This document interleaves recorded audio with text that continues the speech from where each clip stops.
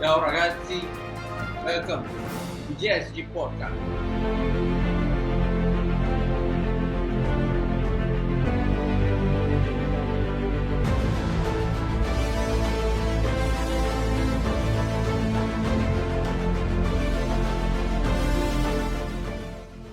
Hello and greetings to all the Antonera families around the world.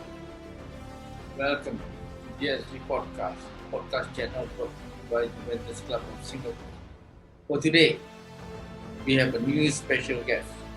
But before I introduce you to the special guest for today, let me shout out to all subscribers, viewers, your like, your comments on this podcast channel. So, without further delay, let's start the show.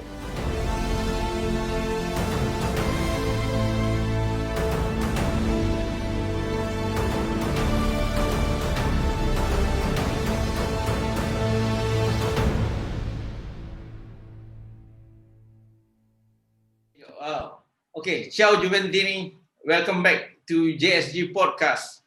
The new podcast episode, that will be episode number 22, as we already inform all the viewers that today we'll have a very special guest will be joining me. It's Christopher, all the way from Scotland, representing the Juventus Club of Scotland. Christopher, welcome to the JSG Podcast. Hi, Iskander. Thank you for having me very much. Very, very happy to be here. How's things? Yeah.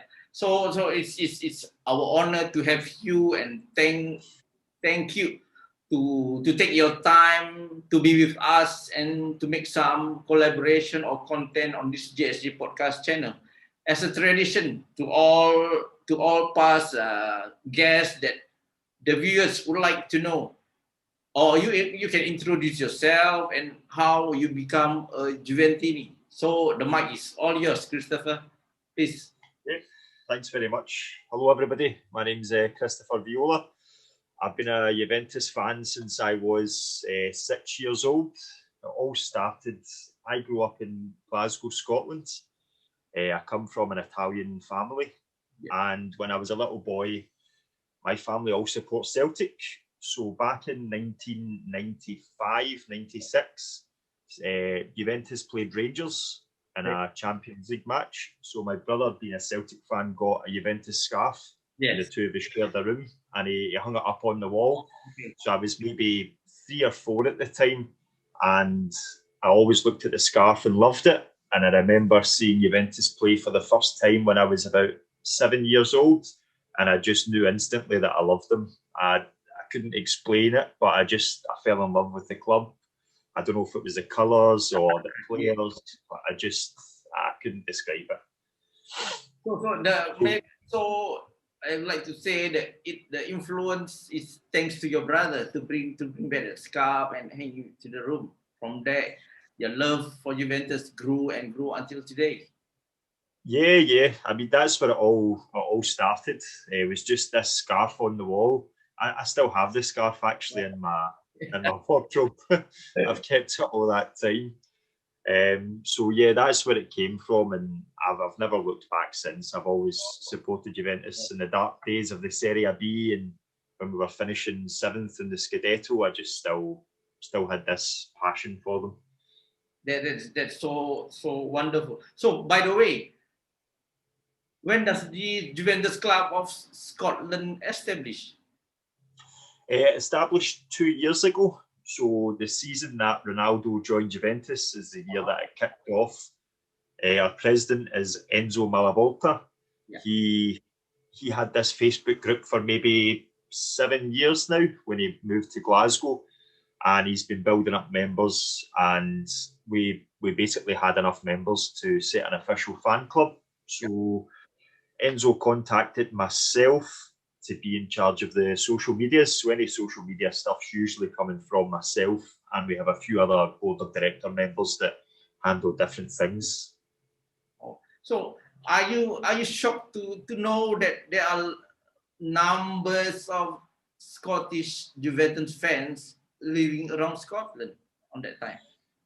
Yeah, to be honest with you, yeah, like I'd never ever met anybody else that supports Juventus in Scotland, so I was really really shocked. But I can't believe just how big the numbers are. You know, I think we've got just over 100 people in the fan club, and it's absolutely incredible just to see people that wouldn't be friends unless it was for their mutual love of Juventus that are Yeah. just willing. We have weekly Zoom meetings to watch the games together, and when lockdown's over, we go to the pubs and watch it together. It's really become a little community that we all chat, we all just talk about Juventus and have a great time. It's brilliant. So that's nice. Is there any one of you ever visit the Juventus Stadium then, or yourself? Yeah, I've been to the Juventus Stadium twice since I was a wee boy, and we actually, because we're in the fan club, we actually plan trips together. So Enzo is very, very good. Well, obviously not just now because of current circumstances, but before this, Enzo was very good at organising trips with all the fans together. Yeah. So there'd be little groups of sections that would go. Yeah. Hopefully that because of this pandemic, lots of things are not going as per normal. A lot of restriction. There's lots of things that we can't do. Hopefully everything will back to normal and we can get back together again to watch the great club of Juventus. Maybe who knows, one fine day we'll be able to meet in the stadium in Turin. Who knows? That would be good if the fan clubs could link up and meet together. But for the Juventini all around the world, for example, if they wants to visit Scotland, they can they contact yourself or to the club? Maybe who knows, they can join you guys to have a match party together. Yeah, of course. Yeah, we have a Facebook group and it's called Juventus OFC Scotland. If anybody around the world wants to come to Scotland, then they're more than welcome. We set up regular parties to watch the games together. We have a set pub in Glasgow. It's called the 100 Acres. Oh, okay. That's kind of a little base, a little fan club pub. So MD is more than welcome. All they would have to do is send us a message on Facebook, and be absolutely brilliant to see them. That's great. That's great. Okay, now let us go deep into the game. Okay, the game. Let's flashback in the games Juventus against Spezia when everybody say it's Spezia, it's like it's easy win, it's Juventus an easy win. What's your take on that?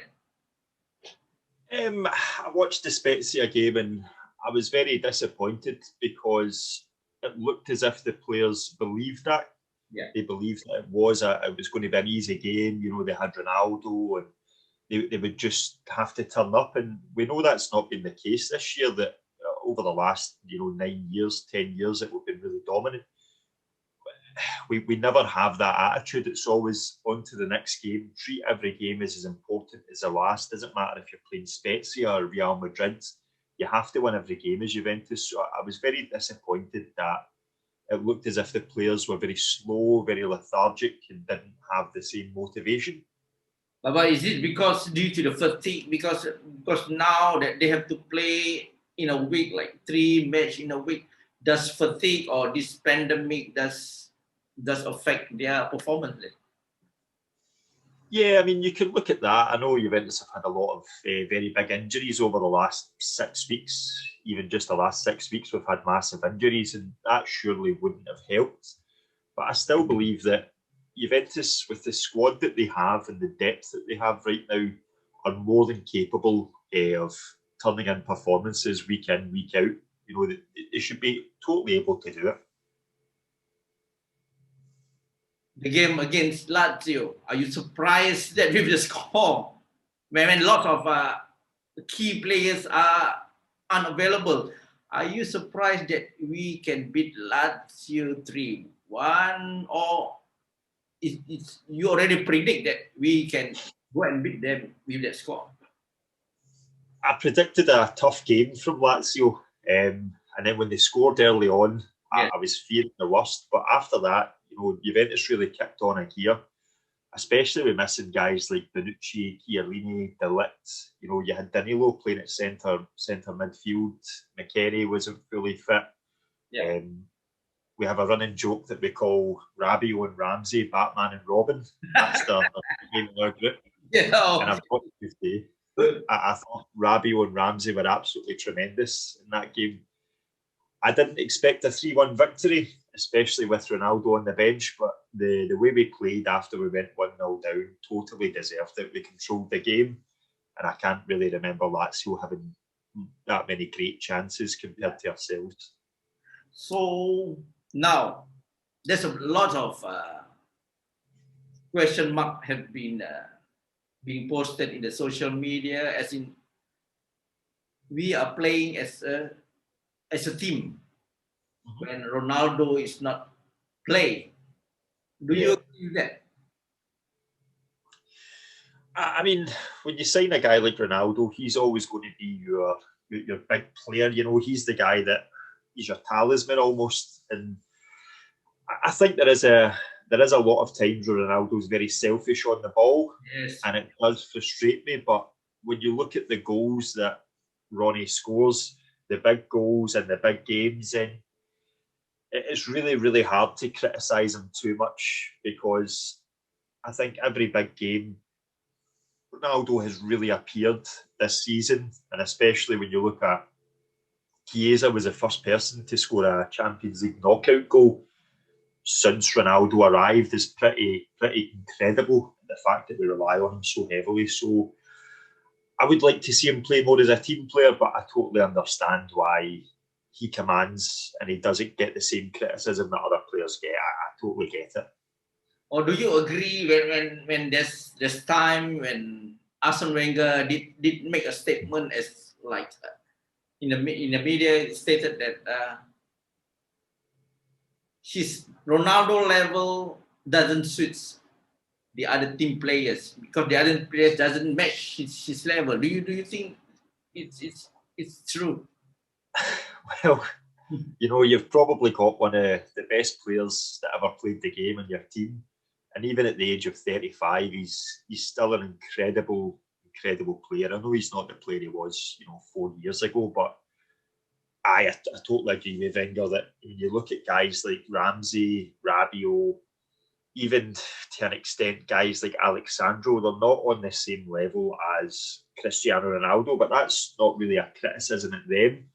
I mean, how many players around the world would you say are on guys like Ronaldo's level? You know, it's going to cost you €1 billion to buy the players that they would need to be on his level. You know, it's so. Yeah, I do agree with him to an extent. But if you given the opportunity, would you sell Cristiano Ronaldo then? Won't extend his contract? No, I would extend his contract if he took a wage cut. I believe he's on, I think it's €52 million a year before tax. So when his contract expires, he'll be 36, 37. I mean, are you going to pay €50 million a year for a guy who probably can't play every week and won't contribute the same as he does now? But I certainly wouldn't be selling him in the summer. So it means, are we ready not to depend on Ronaldo to go forward then? Yeah, I mean, I think when you look at guys like, I know Kuleveski hasn't had the best times the last couple of weeks, but he's been asked to play out of position. And he's only young, he's only 21 years old. But when you look at the talent of him, you look at certainly Chiesa's been absolutely phenomenal over the last few weeks. And you've still got Paulo Dybala to come back. You've still got guys like Alvaro Morata, who's just entering his prime. I think Morata's ages with me. I believe he's about 27, 28. Yeah. So you look at that attack on its own. Yeah, I think we're ready to maybe drop Ronaldo in certain games. We certainly don't need him to play teams like Spezia or, the bottom 6, 7 teams in the league. And especially when Ronaldo didn't play last night and Juventus scored 3 goals against Lazio, a very, very good Lazio team at that. So, yeah, I think we can start to be less dependent on him. I think it's not out within the realm of possibility. Wake-up call to the management to say, look guys, we did perform without Ronaldo. So all the young guys are ready to perform. So you would say that we should sell him and get younger players that can contribute, can play, because not everyone can play football for the rest of your life. There's time that they should quit, they should, but for Ronaldo, as he already said, that there's no cut in salary. You want to extend me, it's the same.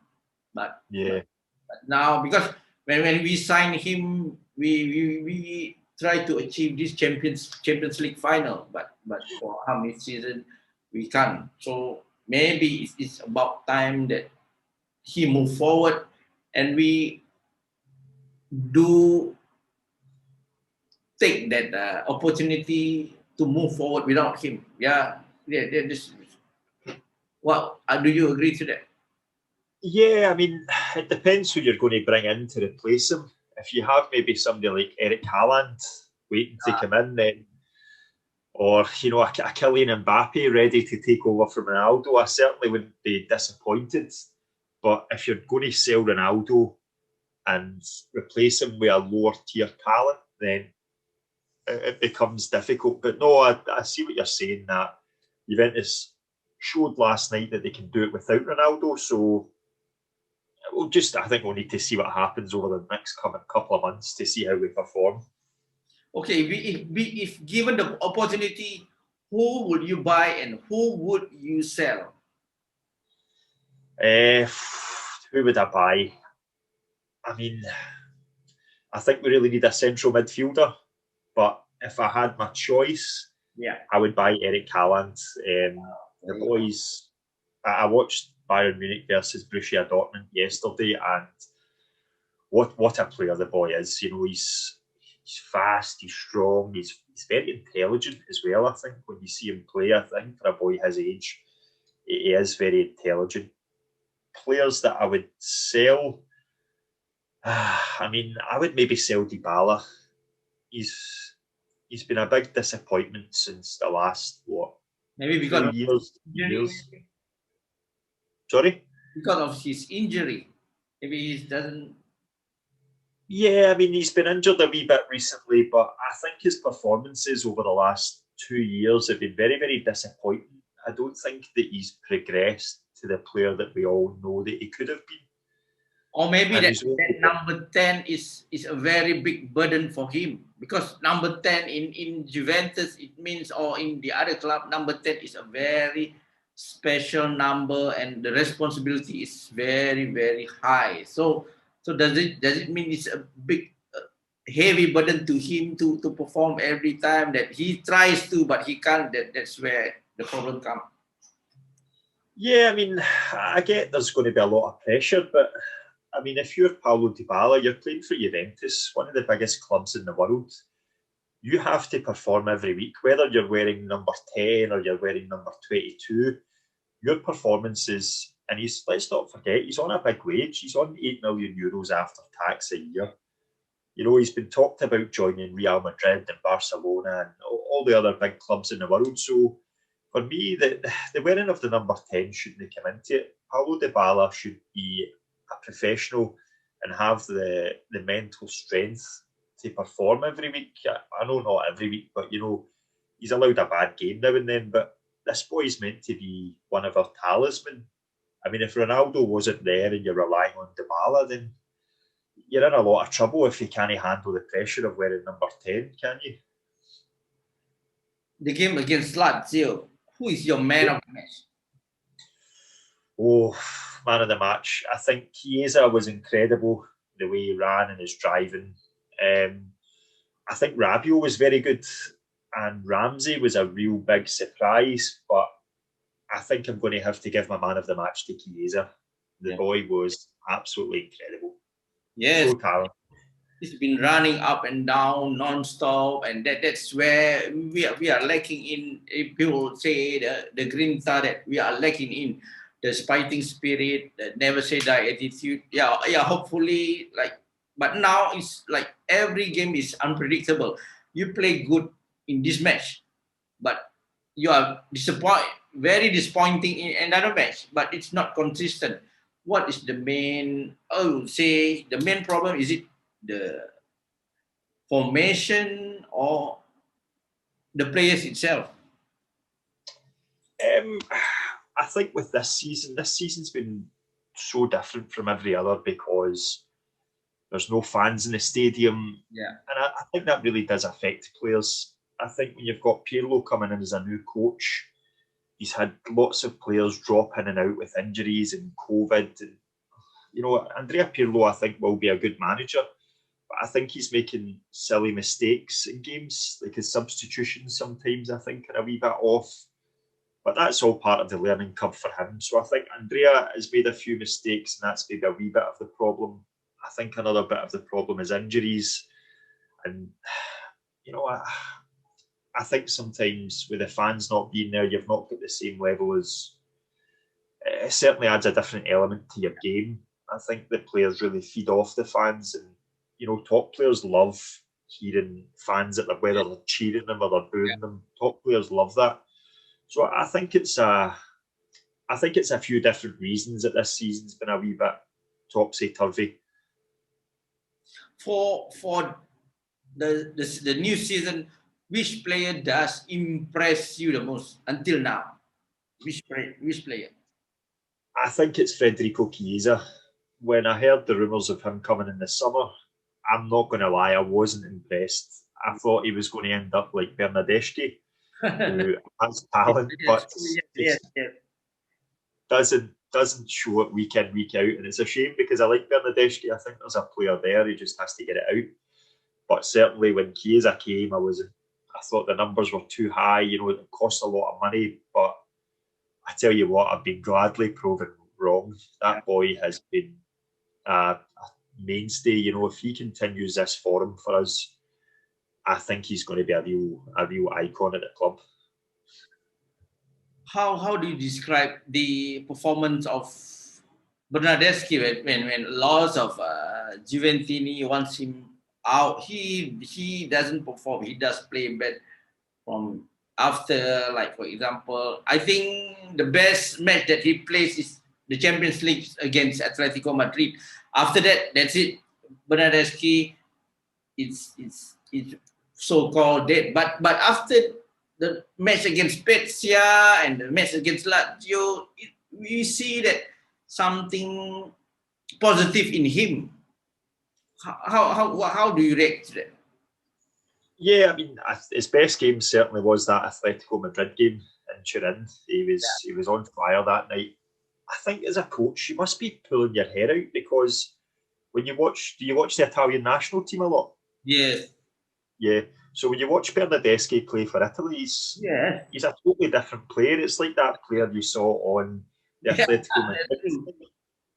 And then you see him, and he maybe has a good game in 5, but he's so frustrating as a player because the first season that he came to Juventus, I thought he was going to turn into this absolute superstar. Yes. You see him score winners against Fiorentina, and you see him, play big games, and he scored goals against Torino when there was a lot of players injured. But to be honest with you, if I'm Andrea Pirlo, I'm looking at Bernardeschi and going, I can't rely on you for large portions of the season. So as much as you have the talent, and I think we just have to let him go. I really do. What is the best formation for Juventus right now with the squad that we have? The Um, 4-3 works. 4-1-2 or 4-3-1-2. Does it work? 4-4-2. Does it work? What is the best formation for Juventus according to I you? think maybe if everyone's fully fit, I would maybe go with a 3-4-3. Okay. Simply because you could have Chiellini, I wouldn't start in defence because he's had a lot of problems, but I would start De Ligt, Demiral and Bonucci. And I think those 3 really would give us a real base. For the wing backs, I would start Cuadrado and Alexandro. I think that would give Cuadrado protection at the back, and it would also let him bomb on and attack, which I think he's really good at. Midfield, I would have Rabiot and Artur as my two midfield players. And then up front, I would have Ronaldo, Chiesa, and Morata, and it would give them. Ronaldo could stay out wide if he wanted, but he can also come in because you've got Alexandro there, and it means Chiesa can swap positions. But again, I'm not a manager. It's just something that I like to do. It's true enough that 3-4-3 might works, but for yesterday's formation, when you don't have enough players to play, it's like we will say that Pirlo does gamble with the player that he have, but when things great happen, everyone will say, oh, he's a maestro in everything. But when things are never go as planned, lots of Juventus will say, Pirlo out, he's not ready, this and that. What's your take on it? I touched on it a wee bit earlier. This is Andrea's first season as a coach, as a manager, and he's going to make mistakes. You know, you have to manage people's expectations with him because he will make silly mistakes because it's going to be really difficult for him to come in. So I think there will be times that maybe the pressure will get the better of him and he will make a substitution when he shouldn't, or he'll maybe pick the wrong formation. But I don't think he's done a bad job this year. I think he's probably done better than I expected, to be honest with you. You know, like I say, he made big mistakes in the Derby d'Italia, the first one where we get beat 2-0. But then you see about 2 weeks later we play into Milan, he learned from his mistakes and he made changes. And I think you're starting to see the best of Andrea now, where he dropped Ronaldo last night and Juventus still come away with a very, very good performance, a very convincing win against a top side. Hopefully, and when you look at him in January, you know, he only lost one game against Inter Milan. You know, he beat AC Milan, he got to the finals of the Coppa Italia. We beat Barcelona in the Champions League. Yeah, we beat Barcelona in the Champions League. You know, we won 5 out of our 6 group games. So I think he's been doing well. I understand some of the criticism and I do agree with it, but he's going to make mistakes. You know, he will definitely do it. Are you optimistic with this Scudetto number 10 then? Yeah, actually, one of our first video that I posted on our YouTube channel, I predicted we would win the treble. Yeah, I predicted we'd win the treble. I think we can still win the Scudetto. I think we've got the players there. You know, Inter are on a really good run of form. They've got a good manager that knows how to grind out results, and they've got good players. But I think we have better players. We've got a better mental attitude to Inter. You know, Pots Inter, for me, will always happen. So, yeah, I think we can win number 10. I don't see any reason why we can't, as long as we play like we did last night against teams and don't drop into your old habits of, we're Juventus, we're going to win every week anyway. We just need to keep the mental attitude correct, keep the performances up. Yeah, but the problem for the team may be like when they play a smaller team, it's overconfident that they can beat them. But in the end, we should get that 3 points, but we blew it. But what the past is the past, that we should learn that every match is, take it as every match is a final. You have to fight for it. You have to fight. You can't drop points anymore. As you can see Merda is already on top. That's not a good thing, because 9 titles Scudetto in a row that no other Italian teams have ever done that. But as you can see, they can't beat us on the pitch. They try some other ways, but like as you can see yesterday, when the Lazio player does the ball strike its hand, no, the referee doesn't give a penalty or check to the VAR. I don't know what is happening. Everybody is against Juventus to stop them to win number 10. What's your take on that? Yeah, I mean, can understand the smaller teams not wanting Juventus to win anymore because they're probably sick of seeing us lift the title every year. I think the referees this year have been pretty poor. I've watched a number of games and I've thought that should have been a penalty or that should have been X, Y, and Z, and why was that given? But I don't think you can use that as an excuse if you're a Juventus player. I think you've got to, with the squad that you have and the players that Juventus have, especially this season, there's no excuses for not beating teams. You know, whether you go, oh, we were down to 10 men and they got a penalty that was never a penalty and we had a goal disallowed. It doesn't matter for you. You've got to win the games and you've got to overcome this. And I don't think that you can use referees as an excuse. Well, depending how bad the decisions are, but I think this squad's more than capable of beating teams without getting a penalty. The next game is the Champions League match against Porto. Yep. Are you optimistic that if we play the same performance that we play against Lazio, we can beat them? Yeah, absolutely. I mean, the game against Porto, we didn't deserve to score a goal. Yes. I thought we were atrocious. I don't know if maybe that's because they get such an early goal, but if we play like we did against Lazio and you can have Chiesa, Morata and Ronaldo, I know Ronaldo didn't play last night, but if you can have those three playing at their best, then yeah, we're more than capable of beating Porto. I don't see why we wouldn't beat them.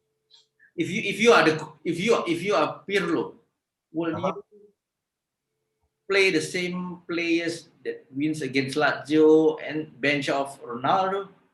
Because when we will see when Ronaldo plays, it's not the same as against we all know she's when she's so frustrated, his body language, when he doesn't get the ball, he missed this, he missed that. Will you ready not to play him? I don't see Andrea dropping Ronaldo on Wednesday night. I can't see him doing it. No, I mean, if those players are able to turn in that performance against Lazio, then they can certainly turn in that performance against Porto. Yeah. But I mean, if it goes horribly wrong, then you know the fans are going to be absolutely miffed that Ronaldo didn't play. So personally, I would take out Kulusevski and put in Ronaldo for Kulusevski. That would be my only change, to be honest with you. Yeah, the only change if only to take out Kulusevski and put Ronaldo in.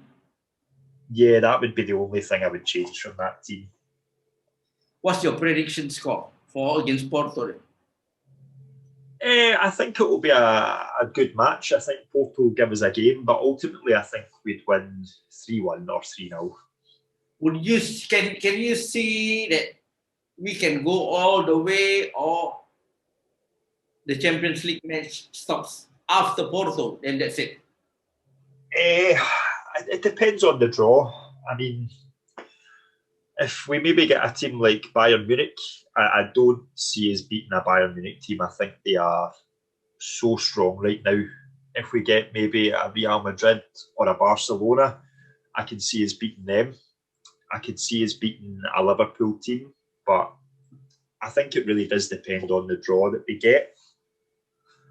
But, you know... Which team does you like to meet after Porto? If we beat Porto, which team would you prefer to meet after Porto? I mean, they're all good teams, but I would take Real Madrid. I would play them because I think they're really, really struggling just now. Real Madrid. Hopefully, your wish will come true after Porto. yes, we can see a lot of big teams because nowadays, because of the pandemic, lots of big teams, lot of how to say it's the match unpredictable. Even you are a big team, you can lose to a small team. It's the fact shows. So for now, for this pandemic, it seems that nobody is bigger than or bigger than the other team. Everybody is same. Yeah, we don't know. hopefully, yeah. Fingers crossed that I hope so. we're gonna meet Real Madrid, and Christopher, your wish will come true. Hopefully. Okay. Then the next the next big question is this. Are you ready not to win the Scudetto for this season? Are you ready? No, especially if it's Inter Milan that's going to stop the run. Um, I had I had a conversation with a guy on Twitter, Yeah.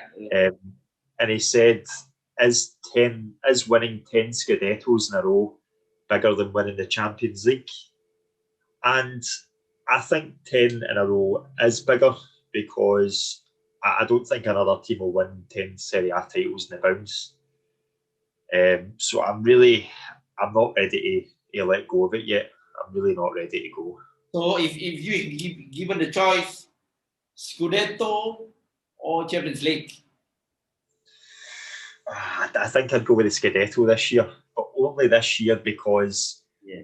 10 is such a good number. You know, it's a very True. Yes. True. Yeah. Yes, I will pick the same as you. I will go for Scudetto because Champions League. Yes, we have a rookie coach because we're going to be because we have a lot of injured players. Yes, when already reached the knockout stages, it's a big achievement for Pirlo.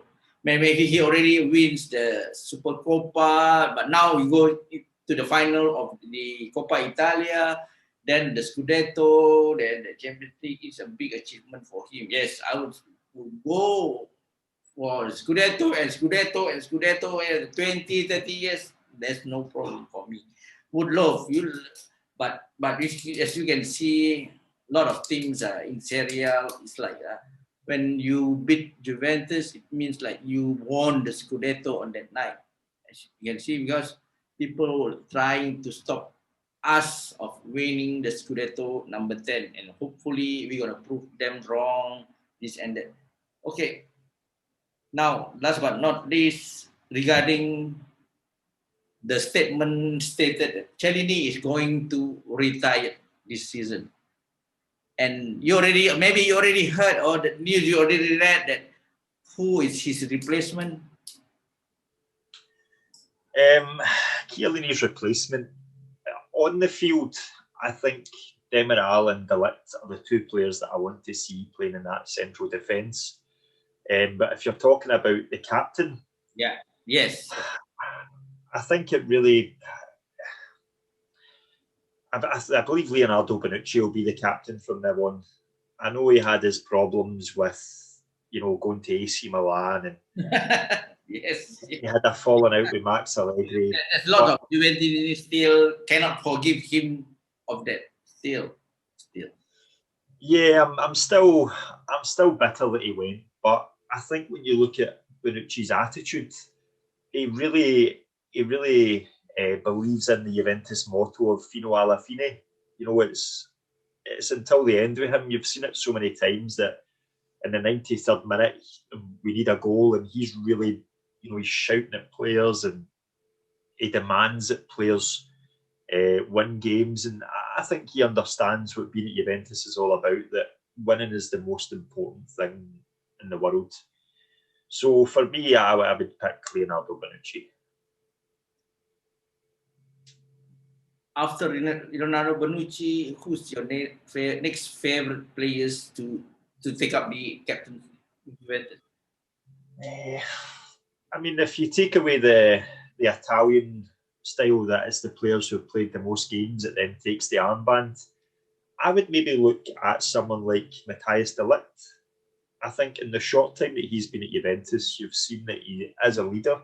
He wore the captain's armband at Ajax, and I know Ajax aren't the same team that they were, Yes. 30 years ago, but Ajax are a massive club, and their fan base demand a lot. And you've seen that when he came to Turin against Juventus playing for Ajax, he controlled that team, and he led that team to an unbelievable victory, an improbable victory, some would say. So I think the young boy, and I think he's got the mental strength to carry that on his shoulders, that he could maybe not next season, but the season after, I think you could really see him become a team captain and a legend. So if you are the coach, will you give the opportunity to the young players to be starting in some of the matches that's going left, or they should start in the early days, because we still have maybe 14 to 13 more games to the end of the season, because we will say that are they ready to perform against the big guys? I mean, yeah, I certainly wouldn't be starting Dragosan against Inter Milan and AC Milan, but with the way injuries are going and the way players are struggling with fitness, I would certainly be using the young players more. I mean, you're allowed 5 substitutions in a match this season, every match. So even if you're not going to start the young boys, if you take a 2-goal lead against somebody like Crotone or Spezia, I think you can certainly start looking at the young players to come on. I mean, I think boys like Fagioli are absolutely a top talent. He looks like a really good player. Frabrota on the left, I think, looks a player. He's had quite a lot of game time this year because Sandro's been injured. Dragosan, I think, as a player, I think he should get more game time than he's getting. So, yeah, I think I would maybe play the young players a wee bit more. If you're not going to start a young player, then certainly give them some game time, 30 minutes a game, because one of the big problems I noticed that with young players stepping up from the Primavera to the first team is they go from being the best players in their division, where everybody physically is running about the same, everybody's physically the same. But when you step up to play against men's football, if you've ever played football yourself, if you're maybe 17, 18, and then you go up, you're playing with your friends or you're playing with boys your own age, if you then step up to play with men, it's a totally different game. And I think you see a lot of young boys struggle with the physicality of playing against senior pros. So I think if you can get those boys in and give them 3 to 7 starts a season between them, and then maybe bring them on as a sub for maybe another 7 or 8 games and give them 30 minutes a game, then I think you'll see them a big benefit for them. So to answer your question, yeah, I would give them more game time. Okay, but before we end this podcast, is there any last words to all Juventini out there from you? From me, I just hope we get to win the league this season, and I hope my predictions of a treble do come true, and that hopefully coronavirus goes away in time and we can all celebrate together. But I just want to say thank you very much, Iskander, for having me on your podcast. It's been a true honour to come on here. So, okay, before we end the show, to all viewers out there, do watch out for the next week, a new episode and a new guest that will be appearing in the JSG podcast channel. And before that, on behalf of the Juventus Club of Singapore, we would like to thank you again, Christopher, for appearing in one of our episodes in the JSG podcast. And hopefully we are in this together. To all Juventini out there, stay safe and stay healthy. So the last word from us is never give up, fight till the end. As we already say, fino alla fine. Forza, Juve. Goodbye, guys. Stay tuned till next week. And don't forget to subscribe, like, or comment, or spread the words to all Juventini around the world. We'll be right back next week for a new episode and a new guest. So, ciao, guys. Ciao, ciao. Stay tuned. Ciao. Have a great weekend and stay safe. Ciao. Thanks. Thank you, Christopher. Thank you again. Thank you very much for having me. Thank you.